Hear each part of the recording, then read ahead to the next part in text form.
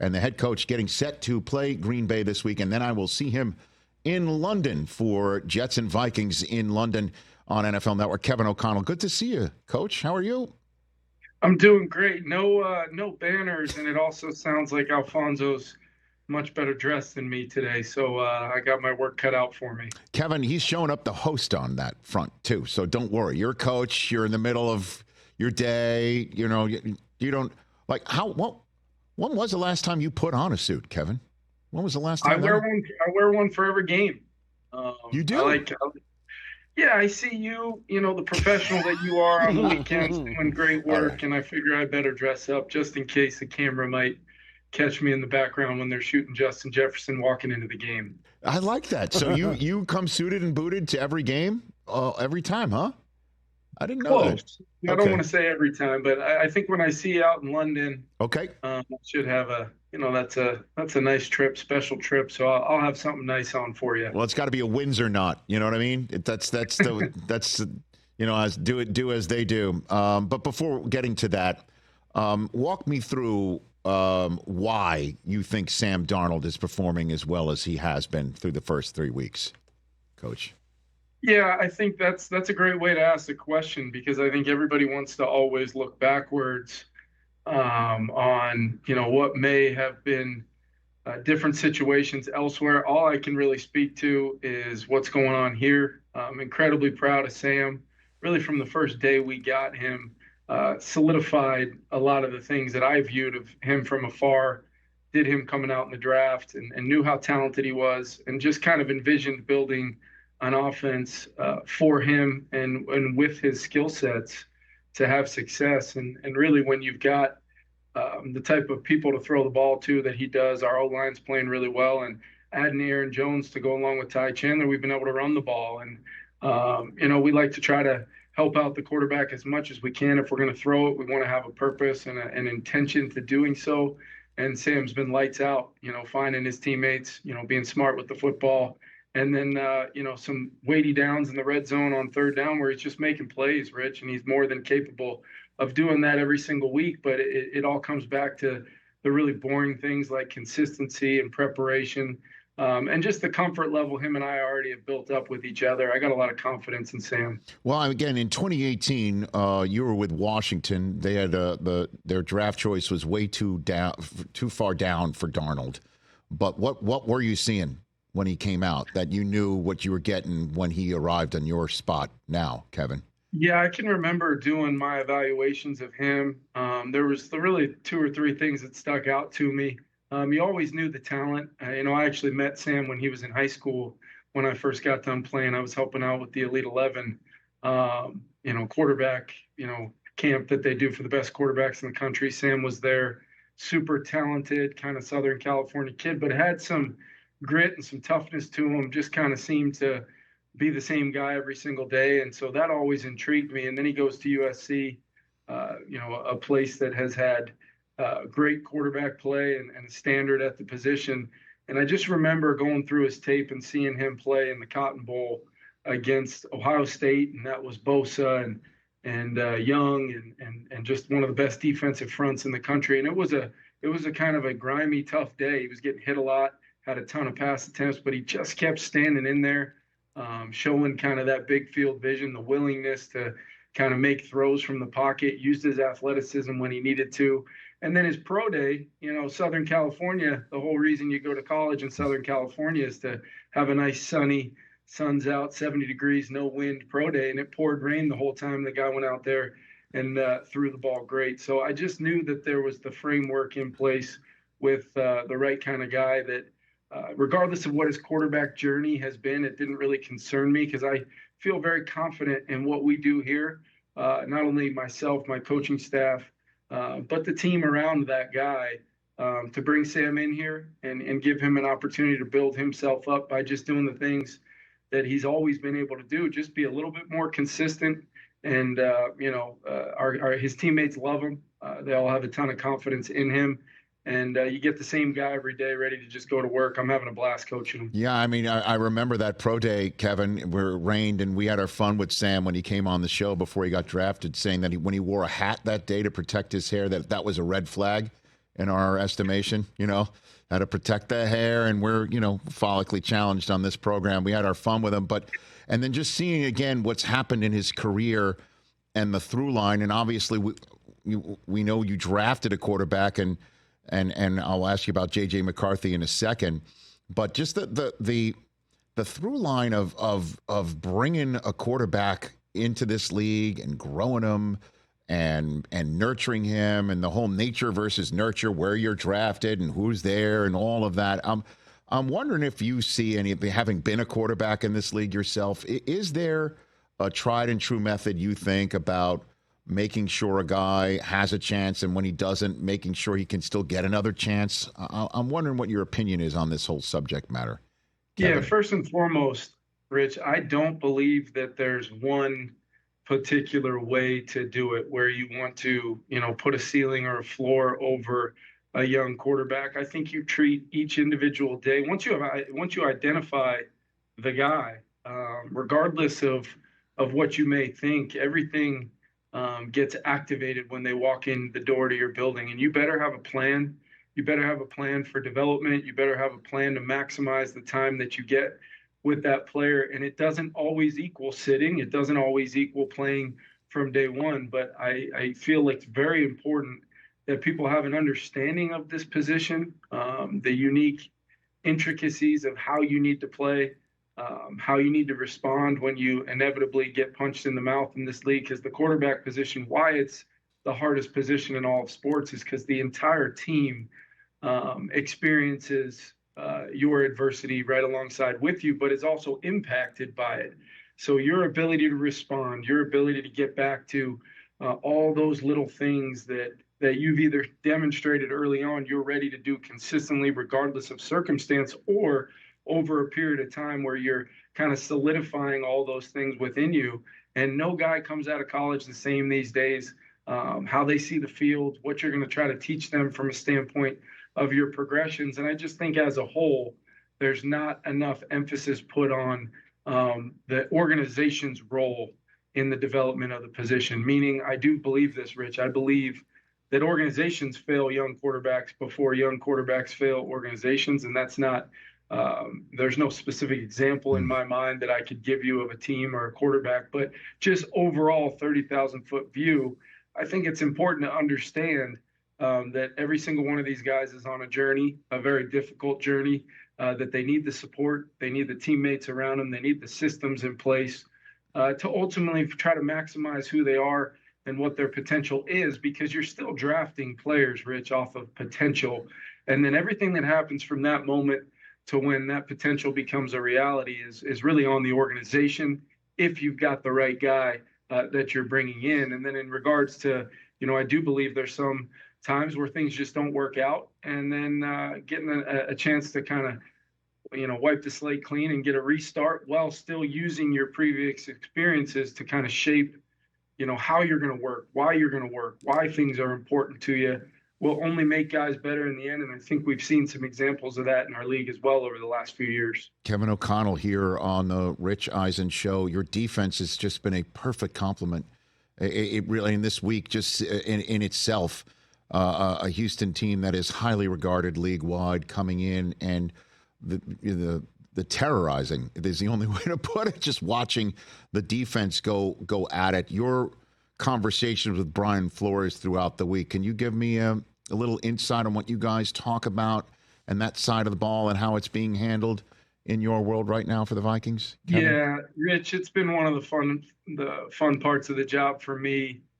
Flo and I have become really close. We talk a lot about the game plan, what it's going to look like, how it's going to feel, how are our players going to absorb each individual aspect of how we want to attack people on a Sunday. And then I'm able to give him perspective from the offensive side that allows him to, take something and maybe fit it even more so for what I'm seeing on tape, the dialogue between him and I. I've got the utmost confidence that every single week he's going to have these guys prepared, ready to go. And on top of that, I think he's a really good play caller in and out of situations and games, how he manages that group, how him and his staff communicate. I think Flo's done an incredible job. And I think the personnel we have on defense and really the multiplicity and our players' ability to own the scheme right alongside Flo and his staff has kind of been a winning formula for us. And there's going to be challenges for our whole football team. That's why they do not give 3-0 banners to anybody in this league. How are we going to respond? How are we going to continue to adapt and evolve as a football team throughout the season, all while staying true to what we need to be from a preparation standpoint? So many times these answers can commingle right along the cliche line, but when you're doing the right stuff behind the scenes and you got the right guys coaching with you, those cliches can become a real reality of positivity and success. We just got to keep it going because, the last 3 games mean absolutely nothing this week or any week moving forward. Yeah, and of course you're going to use as a head coach in the NFL, Kevin O'Connell of the Vikings here on the Rich Eisen Show. You use anything to your advantage that you can exploit, and you've got a running back going back to where you got him from. Do you talk to Aaron Jones openly about, okay, this is your game or part of a game plan, we're going to feed it to you, and feed any of that sort of revenge game aspect with your running back this week, Kevin? No, I don't. Aaron's one of our best players, and we're lucky we got him, and he's been phenomenal for our organization. Off the field, he's been spectacular. On the field, kind of bringing, a new life to our offense with his ability to make a lot of plays in the run game and the pass game. He's always going to be a major part of our game plans, regardless of who we're playing. Now, I would be naive to not think, with all the relationships and the special moments that Aaron's had in Green Bay over the years, that he's not going to be thinking about that. But I also know Aaron and I have had dialogue about just being totally where he is at right now, being present in the moment. As a Minnesota Viking, I think he's loving being a part of what we're doing, and he's a huge part of it. But at the same time, I think it's important to acknowledge what was an unbelievable time he had there. I know he feels strongly, as do I, about Matt LaFleur and the coaching staff.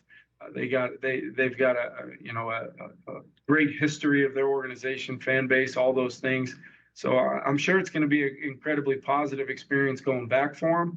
But then when the ball gets kicked off, it's about how best we can have Aaron Jones help us as one of our best players go win a football game. You expect to see Jordan Love, Kevin? I do. I mean, we've got to prepare for both Jordan and Malik. It's been remarkable just how fast Matt and his staff and Steno and the group offensively have been able to really transform, lead the league in rushing, find plays in the pass game. And Malik's played really well, hitting some big-time throws, throughout the 2 games he's played. But at the same time, I know how impactful Jordan Love is to their team, one of the best young quarterbacks in football. We've seen it firsthand. So I do think we're going to see Jordan. I do. But at the same time, we've got to have game plans locked and loaded with whatever differences or intricacies for each individual guy that Flo and his staff thinks are important. We've got to have the players have that ownership and be ready to go play, because it's going to be a great challenge. I mean, they've got very good skill players, a fantastic offensive line, running backs, tight ends. They've got it all offensively. And if Jordan's back in there, they're incredibly explosive. And if Malik's in there, it's the marriage of the run and the pass and explosive passes that have really propelled them with that great running game to move the ball on both teams they played. And lastly, you're in the obviously coaching business, you're in the leadership business, you're in the X's and O business, you're in the facts and the film and all that stuff. I'm in the narrative business, and just having this conversation with you, your quarterback was counted out, right? Your running back was counted out of Green Bay. Your defensive coordinator, I think a lot of people thought would never coach in the league again, right? And your team, because Kirk Cousins is in Atlanta, and you're going with a guy who was counted out in Darnold, and a rookie who I'm hoping is convalescing well. But is it fair that, as you're going into Green Bay, a spot where a lot of people were looking at them as a team on the upswing because of how they finished last year, that you're counted out? And that you can use that to your advantage this weekend, Kevin? Well, I think, for me, Rich, the coolest part about this season is I've been incredibly confident in the football team we could become since the first time I stood in front of the team in training camp. And I got out in front of a lot of this just by really authentically believing we had everything in that in that locker room and with our coaching staff. And if we were able to build day by day, schematically, individual players throughout our schemes that make it come to life, if we could build it throughout training camp, I told them that, people would be talking about this team. I told them that success would come, but the discipline of getting there, and then once we did arrive there, as I told them we would, the discipline to maintain is really the challenge. And what that looks like, it's hard to win in this league. Every single Sunday, you have to play well. You have to play based upon principles that are important in a football philosophy that you've built. Regardless of your schemes, you got to play good football to win in this league. And I think this team has done that for 3 weeks in a row, which once again means absolutely nothing. And, our league is kind of built, not just necessarily through narratives and things like that, but our league is built for the rise and the fall, to be something that is applauded and then the fall being expected. And we're going to get punched in the mouth at some point, Rich. It's happened in games already, maybe not to the detail to affect the ending score, but we're going to have to deal with some adversity. I think we're made of the right stuff. We got a great locker room, and guys are just consistently doing the little things and working hard every single day. And I believe with the type of guys we have, we've got the formula to sustain, but with not without adversity. It's coming, Rich. We all know it. How are we going to respond? I look forward to seeing that. I love it, man. One for me going out the door. How's JJ? How's he doing? He's doing great. He's he's dialed in the game plans. I get a chance to speak with him. Him and I meet every week for kind of a scheduled time to go through the game plan as if he was in it, as if he was playing. He's doing a lot of extra work here in addition to his rehab early on. And as we get further and further into it, we've got an extensive quarterback development plan that the only thing missing right now in the present is being on the practice field, practicing and experiencing physical reps. But make no mistake about it, he's developing, he's working. The kid's a blast to have in the building, as you would probably expect, Rich. Kind of has that it factor to him that transcends even what has been a temporary setback in an injury, but love having JJ McCarthy in our building. Well, he's in the right hands. I appreciate the time, man. Is that a Bud Grant hat before I let you go? Have I noticed that? It is. I love it. Yeah, this was a hat that got made last year for Bud, and it's one of my favorites. I got a picture of him up in my office. Nobody impacted me more in this role than the year I got to spend with him in 2022. I still go back to things he taught me and talked about, and as sharp as he was, but most importantly, willing to spend some time with a slappy like me, man. It's never going to be lost on me, man. I think he was as impactful as anybody I've been around in this league. I love it, man. It's good to see you. I'll see you in London. I'll see you in a couple weeks. Can't wait. Yeah, can't wait. It'll be great to see you. Look forward to it. That's Kevin O'Connell. He's got a big game first before that London game on NFL Network against the Jets, taking on the Green Bay Packers right here on the Rich Eisen Show. That's Kevin O'Connell. Great chat. Just love talking to him. Catch the Rich Eisen Show every single day on the Roku Channel, 12 to 3 Eastern, for free.